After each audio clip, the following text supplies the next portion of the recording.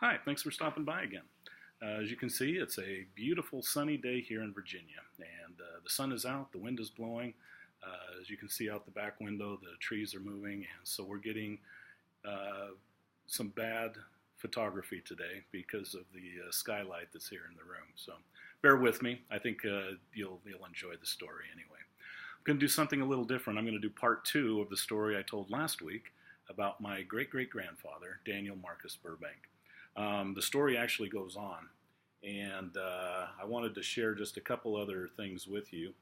And so what we're going to talk about today, this is Daniel Marcus and his, I think it's actually his third wife. His two former wives had passed away, and Sarah Southworth Burbank, who was actually my great-great-grandmother. Their youngest child was Chester Southworth Burbank, who we descended from. Grandpa Buck, for those of you that know him, was actually the grandson of Daniel Marcus Burbank. So, and the reason I've got both of them here today is I'm going to share some of the accounts that Sarah had written about her husband, Daniel. And so we're going to have both of them included in today's story. We talked last week a little bit about how Daniel met the prophet Joseph and how he joined the church. And of course he did join the church, and I wanted to continue a little bit about what happened after that. Actually, at the request of the prophet Joseph, Daniel Marcus Burbank went to St. Louis, Missouri, where he studied obstetrics.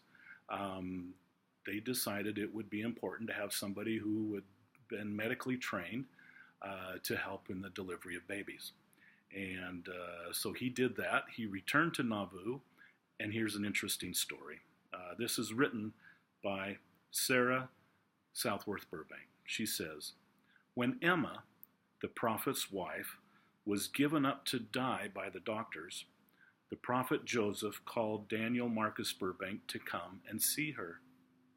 Brother Burbank said, 'I believe I can cure her.' And she said he went to the store and got some medicine, don't know what, and stayed 2 nights and days and cured her. Then the prophet told Brother Burbank to gather all of his books together. The knowledge that Brother Daniel Marcus Burbank had received in the hospital of St. Louis, the prophet Joseph said it was his mission on earth to attend to the sick.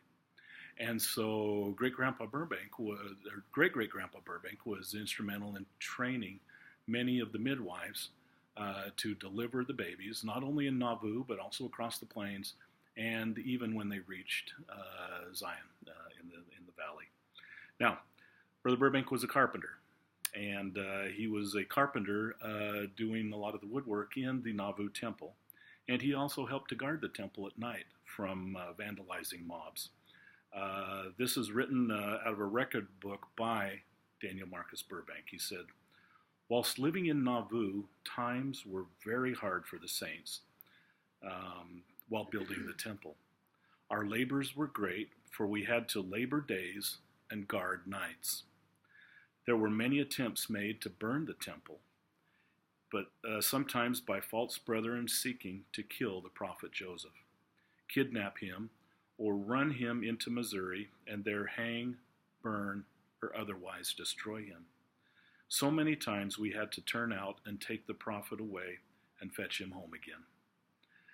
Sarah Southworth Burbanks makes the following quote. She says, and I quote, "My husband, D.M. Burbank, used to guard the prophet's house and took him out in the country and hid him away from the mob.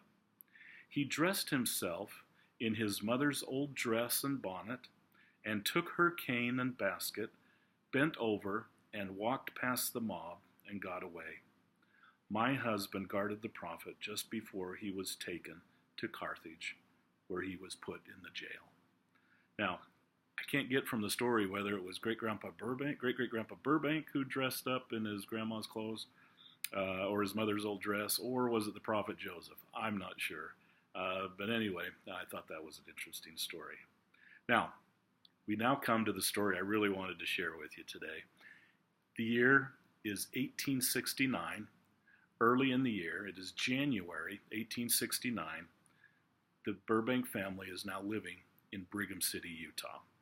I did find one quote that says that great-great-grandpa Burbank was actually serving as the sheriff of Brigham City back at that time. Now, at this time, his wife was pregnant, and the midwife was helping to deliver their baby at home. This is January of 1869. It says, great-grandfather Burbank was seated by the cook stove in the kitchen. He was just rolling a cigarette when the midwife, Hannah McGowan, yelled out to him, "Come quick and help, there's another one." Grandpa vowed that if he could have twin sons, he would never smoke again. So far as it is known, he kept that vow. He went cold turkey that very moment the twins were born. And I think it's interesting because it turns out that these twins were not twin boys. They were actually twin girls.